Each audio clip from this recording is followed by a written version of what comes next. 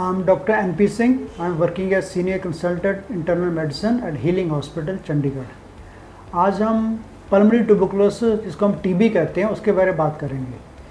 Pulmonary tuberculosis बहुत ही common सी बीमारी है और आजकल काफ़ी ज़्यादा HIV इन्फेक्शन जब से हुआ तब से इसकी इंसिडेंस और भी बढ़ गया और इससे काफ़ी डेथ्स भी हो रही हैं, मोर्टेलिटी बढ़ रही है और लोगों को काफ़ी ज़्यादा इससे दिक्कत भी आ रही है। सबसे पहले होती क्या है, एक तरह का बैक्टीरिया होता है जिसको हम कहते हैं माइकोबैक्टीरियम ट्यूबरकुलोसिस, उससे ये इन्फेक्शन होती है। और ये फैलती कैसे है?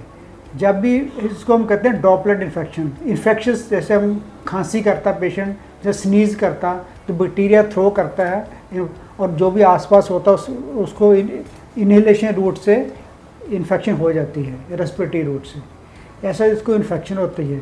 इसके सिम्टम्स क्या होते हैं, पेशेंट को कैसे आता है हमारे पास? सबसे ज़्यादा कफ होता है, साथ में ड्राई कफ होता है, कई बार कफ विद एक्सपेक्टेशन, कई बार उसमें फ्लैम आता है खांसी के साथ, और फ्लैम में कई बार ब्लड भी आ जाता है, खांसी के साथ खून का आना।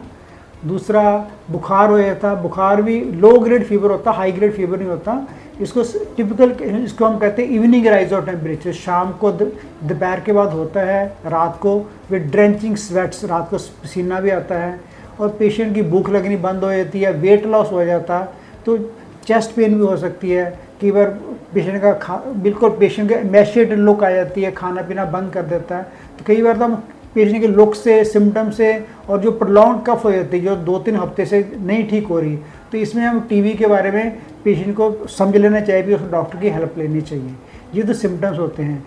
और जब हम एग्जामिन करते हैं पेशेंट को तो उसका ब्लड प्रेशर कई बार लो होता है और कई बार हम एग्जामिनेशन में कई फाइंडिंग्स मिलती हैं जो टीबी की तरफ जाती है।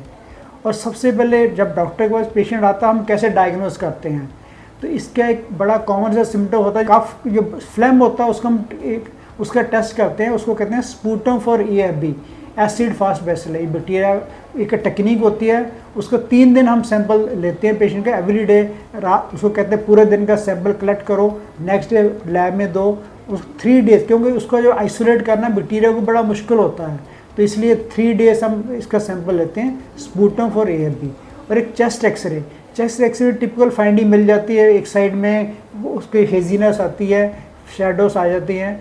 कई बार हम चेस्ट एक्सरे में नहीं भी पता चलता तो हम CT स्कैन भी करा सकते हैं, CT स्कैन में पूरा उसका पता चल जाता है, क्योंकि कई बार डिफरेंशियल डायग्नोस होता है भी, ऐसे सिम्टम ब्रोंको लंग कार्सिनोमा भी आ सकते हैं और के इन्फेक्शन में भी आ सकते हैं, तो CT स्कैन।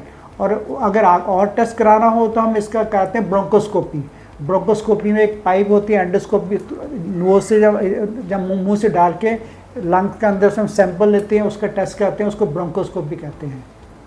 और इसके अलावा एक मोंटू टेस्ट करते हैं, बड़ा कॉमन सा टेस्ट होता है भी, इसमें इंजेक्शन लगाते हैं बाजू पे, उसका 72 आवर्स में देखते हुए कितना बड़ा उसका। और इसके अलावा ब्लड टेस्ट कराते हैं, CBC, ESR, तो इससे सारे टेस्टों से हम डायग्नोस कर लेते हैं पेशेंट को पल्मोनरी ट्यूबरकुलोसिस है या नहीं है। चलो, जब हो गया तो डायग्नोस हमने कर लिया, तो इसका ट्रीटमेंट क्या है? इसका ट्रीटमेंट बड़ा ज़रूरी है था क्योंकि इसका ट्रीटमेंट लंबा होता है, कम से कम 6 मंथ्स का ट्रीटमेंट होता है। आजकल जितने भी हमारे डिस्ट्रिक्ट ट्यूबरकुलोसिस कंट्रोल प्रोग्राम चल रहे हैं, ऑल ओवर इंडिया चलते हैं, इवन छोटी सी डिस्पेंसरी में भी इसका इलाज है, तो पेशेंट को चाहिए भी वहाँ जाके अपना इलाज कराए वहाँ से, बिकॉज वहाँ पे फ्री मेडिसिन मिल जाती है, जो पीपल जो अफोर्ड नहीं कर पाते वहाँ से लेना चाहिए। बाकी किसी भी डॉक्टर के पास इसका इलाज होता है, लेकिन लंबा इलाज होता है। ज़्यादातर हम इसके 4 ड्रग्स होते हैं, रिफेम्पिसिन, एसोनाइजेड, पैराजेनामाइड, इथोम्बुटोल, ऐसे 4 फर्स्ट लाइन ड्रग्स तो यही हैं। इसको हम 2 महीने के लिए 4 ड्रग्स देनी होती हैं, उसके नेक्स्ट 4 मंथ्स के लिए हम 2 ड्रग्स कर देते हैं। तो इसका ऐसे 6 मंथ्स का हम प्रोटोकॉल होता है, 6 मंथ्स का कोर्स में अगर पेशेंट ले तो ठीक हो सकता है। कई बार पेशेंट बड़े केयरलेस होते हैं, डिफॉल्टर कहते हैं उसको, बीच में 1-2 महीने मेडिसिन खाई, उनको लगा मैं ठीक हो गया, मेडिसिन छोड़ देते हैं, लेकिन वो बहुत गलत चीज़ होती है। उसमें कई बार मतलब रेजिस्टेंस हो जाता है पेशेंट को, और नेक्स्ट टाइम वो एंटीबायोटिक से पेशेंट को ठीक नहीं होता।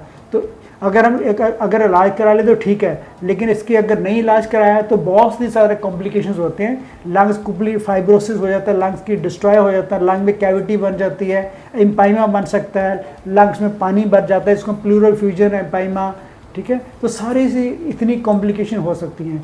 तो मैं आज यही बताना इसलिए वीडियो डाला भी, थोड़ा सा अवेयरनेस के लिए भी। अगर प्रोलॉन्ग कफ हो रही है मोर देन 2 to 3 वीक्स, खांसी में ब्लड आ रहा है, तो you must see your doctor because it can be tuberculosis.